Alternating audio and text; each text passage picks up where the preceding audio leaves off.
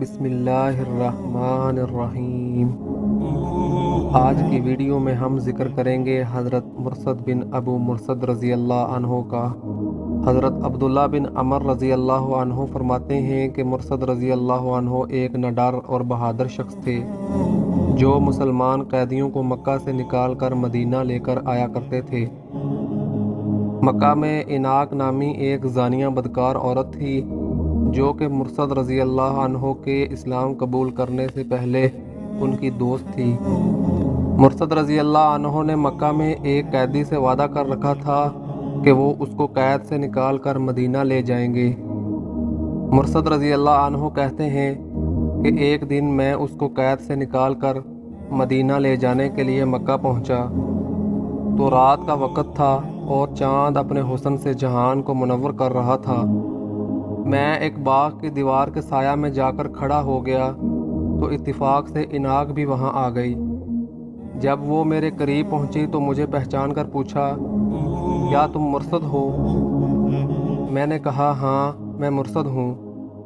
اس نے جب یہ سنا تو بہت خوش ہوئی اور مجھ سے کہنے لگی کہ چلو رات میرے ساتھ ہی گزار لو۔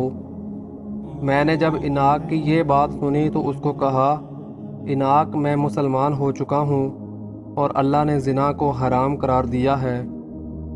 جب اس نے میری یہ بات سنی تو وہ مایوس ہو گئی اور اس نے شور مچانا شروع کر دیا۔ وہ بلند آواز میں کہنے لگی کہ اے خیمے والو، ہوشیار ہو جاؤ، چور آ گیا ہے۔ یہی وہ شخص ہے جو تمہارے قیدیوں کو چرا کر لے جاتا تھا۔ اس کا شور سننے کے بعد مجھے پکڑنے کے لیے میرے پیچھے 8-10 آدمی دوڑے۔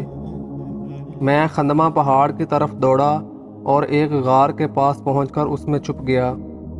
وہ لوگ بھی میرا پیچھا کرتے ہوئے غار پر پہنچ گئے لیکن میں ان کو نہ ملا۔ وہ لوگ وہیں بیٹھ کر پیشاب کرنے لگ گئے۔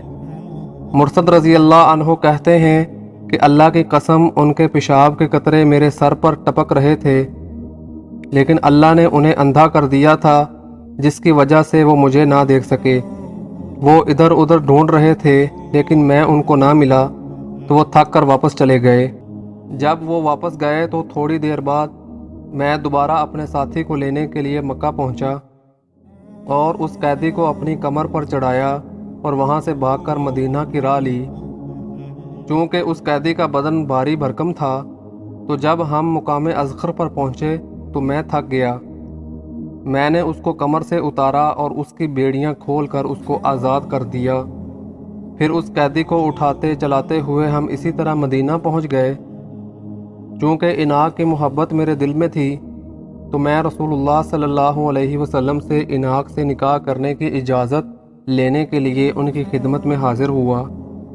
میں نے عرض کیا، اے اللہ کے رسول، میں اناق سے محبت کرتا ہوں اور اس سے شادی کرنا چاہتا ہوں۔ میری یہ بات سن کر رسول اللہ صلی اللہ علیہ وسلم خاموش رہے اور کوئی جواب نہ دیا۔